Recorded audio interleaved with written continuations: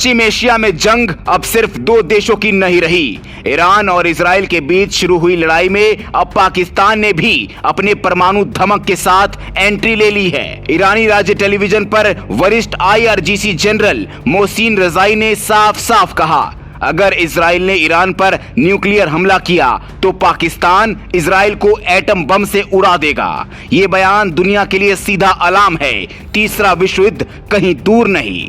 13 जून को इजराइल ने ईरान के कई परमाणु ठिकानों पर मिसाइल से हमले किए और वैज्ञानिकों को मार गिराया। नेतन्याहू ने इस ऑपरेशन को नाम दिया है ऑपरेशन राइज। जवाब में ईरान ने ऑपरेशन ट्रू प्रॉमिस 3 के तहत इजराइल पर बैलिस्टिक मिसाइलों से हमला किया। लेकिन अब मामला सिर्फ ईरान बनाम इजराइल का नहीं रहा, अभी लड़ाई बन चुकी है मुस्लिम वर्ल्ड बनाम जायोनी ताकतें। पाकिस्तान ने चेतावनी दी है, अब सिर्फ बातें नहीं होंगी, बम चलेंगे। ईरान का दावा है कि पाकिस्तान ने उन्हें आश्वस्त किया है, अगर इजराइल ने परमाणु हमला किया तो इस्लामाबाद चुप नहीं बैठेगा। हालांकि अभी तक पाकिस्तान की ओर से कोई आधिकारिक बयान तो नहीं आया, लेकिन हालात और बयानों की गर्मी बता रही है कि कुछ बड़ा पक रहा है। पाकिस्तान के रक्षा मंत्री ख्वाजा आसिफ ने 14 जून को संसद में साफ कहा, अगर मुस्लिम देश आज नहीं जागे तो कल हर कोई ईरान और फिलिस्तीन की हालत में होगा। इजराइल से जो भी रिश्ते रखे हैं सभी तोड़ दो।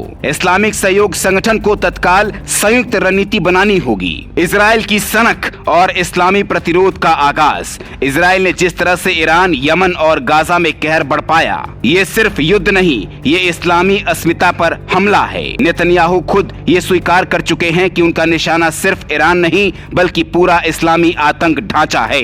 लेकिन अब वो ढांचा बिखर नहीं रहा बल्कि एक हो रहा है।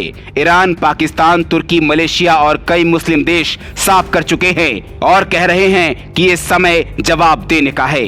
शाहीन 3 मिसाइल जिसकी रेंज 2700 किलोमीटर है, इस्लामाबाद से उड़कर सीधे तेल अवीव को राख में बदल सकती है और अगर ये मिसाइल चली तो इजराइल की रक्षा प्रणाली भी ज्यादा देर तक नहीं टिक पाएगी। परमाणु युद्ध की कगार पर खड़ी दुनिया, एक तरफ इजराइल और अमेरिका की जोड़ी, दूसरी तरफ मुस्लिम देश, सभी के पास परमाणु हथियार है और अब पाकिस्तान जैसे देश ये कह रहे हैं कि हम चुप नहीं बैठेंगे, तो ये संकेत साफ है, परमाणु बटन दबने वाला है और ये खेल खून से लिखा जाएगा। इजराइल के प्रधानमंत्री बेंजामिन नेतन्याहू ये समझ रहे हैं कि अमेरिका उनके साथ है, इसलिए वो कुछ भी कर सकते हैं, लेकिन वो भूल गए हैं ईरान अकेला नहीं है, अब उनके खिलाफ पूरी इस्लामी दुनिया खड़ी है, हथियारों के साथ, रणनीति के साथ और परमाणु ताकतों के साथ। अगर नेतन्याहू बाज नहीं आए तो इस बार सिर्फ गाजा नहीं, तेल अवीव भी जल सकता है।